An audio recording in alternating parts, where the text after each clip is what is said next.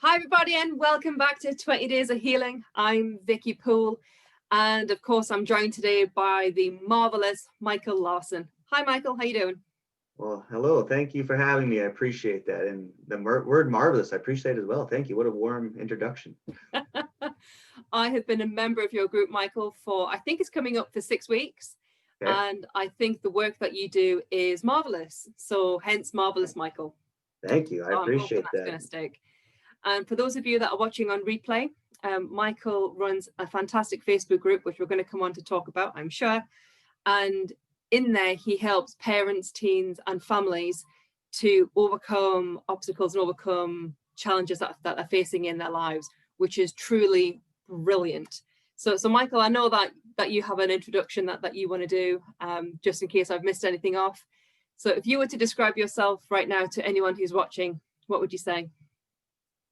I'm an individual who's trying to make change happen, who has noticed a lot of things personally and professionally over my lifetime that we need some changes in terms of mental health and in terms of how we go about doing things, how we help one another. So I'm an individual who's, on a mission. I'm on a mission. I'm on a mission through my business, a life upgrade to work with teens, parents, and families. I'm also part of a non-profit organization, Peace 360. So I'm on a mission to how do we spread peace? How do we help each other? And I believe it starts in the home. I believe it starts with our relationship with ourselves, perhaps if we have a partner, and our children. So that's what I'm all about, is how do we help each other in our home? And that kind of goes out into the world. Wow, that's a beautiful vision that you have. And I wonder if I can be nosy and ask what experience that you've experienced that brought you down this particular path. Yeah, so personally, when I look back at childhood, I had two loving parents, two supportive parents who were involved in my life. We were in a small town, hockey, and I was big into sports, so we were always doing things. But when I look back as a young youth and as a male, as a young boy in my community, I was picking up on this messages of like toxic masculinity. I didn't know what that was at the time, but this idea that boys shouldn't cry, that we have to be tough, that we fight to solve problems. So I was involved in all this stuff, and I couldn't really make sense of it. I was just little, right? But I remember thinking, like, does anyone else not see this? Does anyone else not see what's going on here? That we drink away our problems rather than talk about emotions. So yeah, 80s and 90s, just childhood, and I had some childhood trauma in my early teens, and later on as an 18-year-old. So I remember just feeling, hurt, feeling angry, feeling sad, but not knowing what to do with those emotions because I couldn't cry. And then in my early 20s, started working with kids who were really traumatized, who weren't in their home. So that kind of led me on this journey of, so I was like, I got to do something for myself, for others. And I spent the last 16 years just learning about human behavior, about the brain, about how do we interact with each other. Wow, that's truly amazing. And I hear that this all started with yourself, and that in that now you recognize that you want to try and spread the word and make that available for everybody. Yeah. And I know that you're in Canada, and of course I'm over in England, and there is a stigma, isn't there, about big boys don't cry. Yeah. And it's actually really traumatic that we as individuals, we each have feelings and we can express those in however which way we want to. And by having that preconception that we can't do something in public is actually, it's really limiting. And if you bottle everything up, what happens when you have no more bottles? Exactly. It's very harmful. There has been a bit of a shift in terms of stigma around mental health and around males, but it's still very, very prevalent out there. I see it every day, getting comments and posts to me like, "Hey, you're a sissy," like stuff like that. Just like, and I'm thinking, whoa, like I'm just talking about emotions and how to help one another. But so that's what I mean. People get triggered by it, right? Because of that idea, we got to be tough as men. We got to be providers. Yeah, and you said it well. We bottle it up, but what happens when we have no more bottles? It comes out, and it hurts ourselves, it hurts our family, it hurts our lives. Wow. So I hear that you have people coming to you, and rightly so, because you are awesome. what kind of people come to you? Do you find generally? Is it mums? Is it teens? Is it dads? What's your normal attraction? My normal attraction is teens, younger people, that will end up seeing me on Instagram, Facebook, and that, and then they like the message I'm giving out. So they message me and say, "Hey, thank you for saying that. I wish my parent would talk to me that way. I wish my mom or dad would do this." And I just reassure them that, hey, like your mom or dad's a person. They're not perfect. They're just trying to parent, and they have their own stuff. And just yeah, and then also moms. It's I was hoping for dads, like I really was, but I've been met with such resistance so far in terms of with dads that it's been moms. So I have a community of parents, of moms and dads, and mostly moms is what I found. Moms with younger kids but a lot of times older kids that are like all of a sudden their kids angry and with some scary behavior. And how do I help them? How do I teach them not to do that? Mm-hmm. And I don't know if it's the same over in Canada, but what's trending over here in England is that a lot of people are finding it quite challenging being in lockdown again. Yeah. So this is our third lockdown. And a lot of people are finding COVID really stressful. And it's just making those bottles that we go through them a lot quicker. Yeah. And a lot of people are reaching breaking point. And it's actually one of the reasons why 20 days of healing is so important for me personally at this time.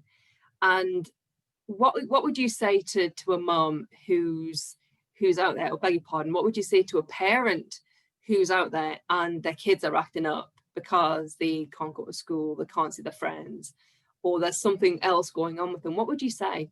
What would be something useful that you could share with them? What I keep telling people, and I think there's a song now, but it's okay to not be okay. Number one, it's easy to go on social media and see everyone, because we post pictures of ourselves and our family. We post the 5% or the 10% that's like, hey, this is an awesome moment. No one's posting that behind the scenes stuff, right? The real life stuff of like our kids freaking out, us freaking out, and trying to juggle school, trying to juggle being at home now and not locked down, and trying to make this all work and under an extremely stressful once in a lifetime event. So I want parents to know it's okay to not be doing okay, but also that there's ways to go out and find tools or skills or things, reach out or talk to one another and to make it easier. This idea, I think in the beginning, a lot of us had this idea, well, this pandemic's not going to last very long. So we just got to kind of tough it out, right? We just got to get through it. But now we fast forward, like you said, 3 lockdowns. But now I think people need to realize that they got to equip themselves. They got to reach out. They got to talk about it. They got to do something to adjust, to adapt. I'm going to pull out two points out of that. It's not okay to be okay. Every single speaker that I've had has mentioned something along those lines. So it's lovely that it's been reiterated over and over again. And the second one is the ability to go out there and adapt, to find something that works. And when you're so used to being able to go to a leisure center and drop off your kids for 2 hours of soft play or whatever, how do parents know what they can do at home? How do parents know where that support network is, even if it is virtual? Yeah, well, I think it starts with, if you have a partner or a close person, talking to them and just exchanging information about like the challenges and, offloading and venting. Also going on when you're on social media, trying to find positive stuff as a parent, trying to seek positive messages and posts and trying to, rather than be succumbed by the constant negativity, because our brain is already looking for the negative. It's already seeking. So we have to be really conscious about what are we absorbing within ourselves and for our family.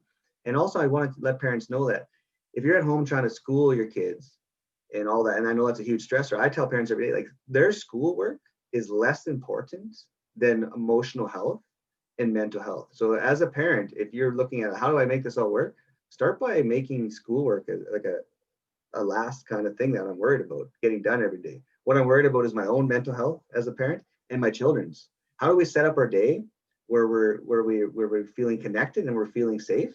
And then that's where I would start, is this idea that we're trying to get everything done. Like, it's impossible to be a super parent right now and do good at our job and teach our children and manage everything else. Wow, that's actually really powerful. And I want to kind of draw in on that a little bit. So how do you structure your day to make sure that your emotional mental health is sorted? That's the top priority. Schoolwork comes second. Yeah. And that for a lot of people is a brand new way of thinking. Yeah. So how would you guide somebody to think about that differently in itself? What would you suggest that they do or start to do? I think you just mentioned it's a mindset shift, number one. Because when I talk to so many parents, this idea that their number one job is to raise a successful person. And then what is success? Why all of a sudden did we determine at some point that success is just doing well in school to enter the workforce? Yes, that's one component of life, but mental health, social health, emotional health. So we start by telling our kids, hey, this is hard for me. This is hard for you. I don't know how you're feeling, but I'm stressed out. I feel like I want to cry. I feel like I want to yell. How do you feel? Have those conversations and say, hey, school, we still got to get some schoolwork done. I still got to get some work done. So how do we work together as a team? So sit down, family discussions, involve your children regardless of the age. Make them feel involved, that they're helping you, so you can come up with a plan. So when can we do schoolwork? When something's going wrong? When we hit our emotional roadblock, how do we tell each other? How do we ask for help? How do we let each other know that we need help without it being through behavior, right? That's beautiful. What I hear from that is we actually talk about it. Yeah. And we don't hold any judgment. Mm-hmm. We bring everyone in as a family discussion, irrespective of age, and we say, right, we need to do X, Y, and Z today.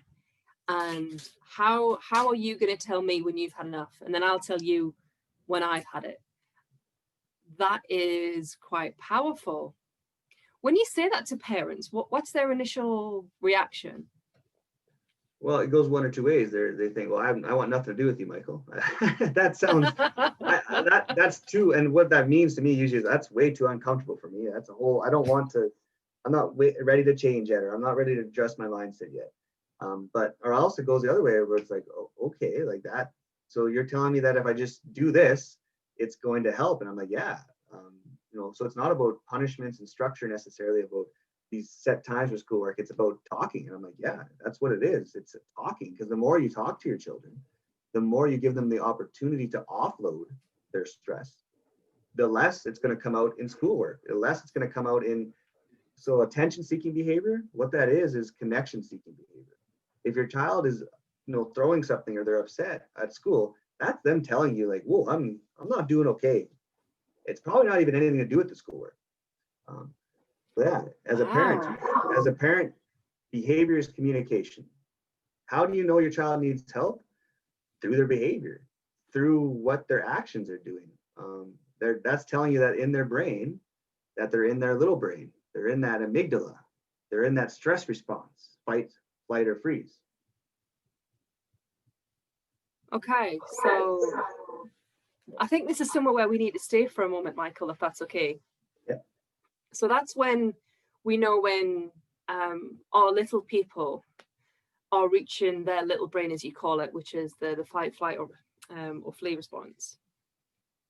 How can a child, or how can a sibling know when a parent is also triggered, and what can they do to help as well?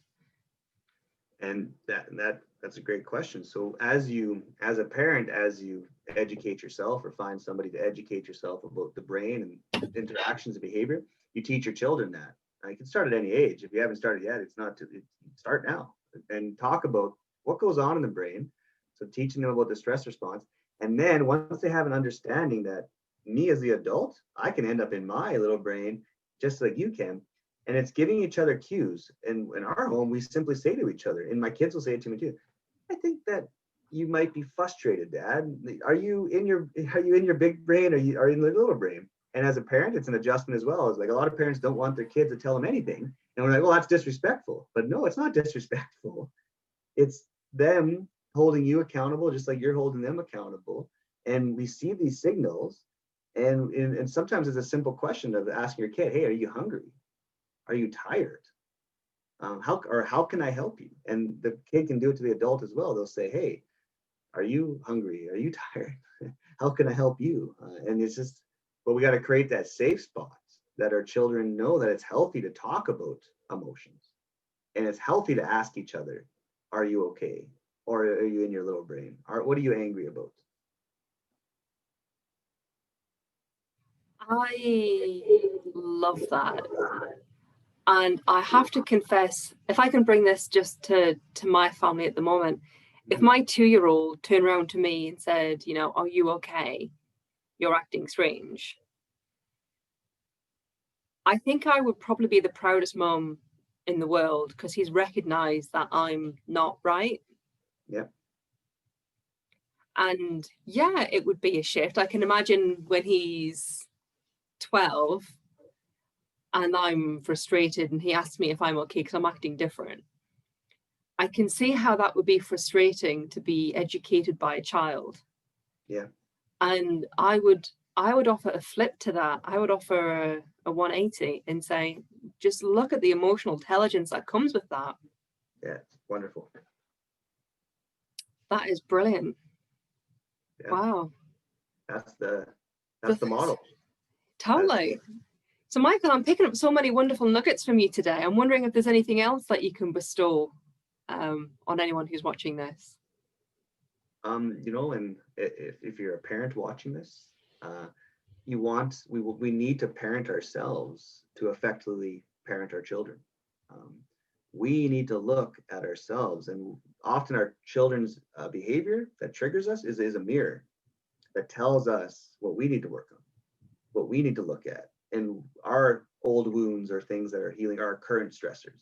And it's if we find ourselves becoming very short with our children, which we all do, it's a good reminder to check in with yourself and think, whoa, like, where can I look at stress, or where can I look at finding someone to help me? So when I show up in my parent-child relationship, I'm the best version of myself. I'm showing up there with the ultimate amount of patience, the ultimate ability to be consistent, the ultimate ability to meet their needs and to help them when I'm trying to juggle so much. So that's, to me, that's my golden nugget to any parent, is to really effectively parent. It starts with ourselves and role modeling. That's how our children learn. Role modeling. How do we, when we're stressed, what do we do? And figure. So that's to me, that's what it's all about. Oh, definitely. Wonderful. Because I recognize in there that it's about breaking the cycle. Yeah, most definitely. Yeah.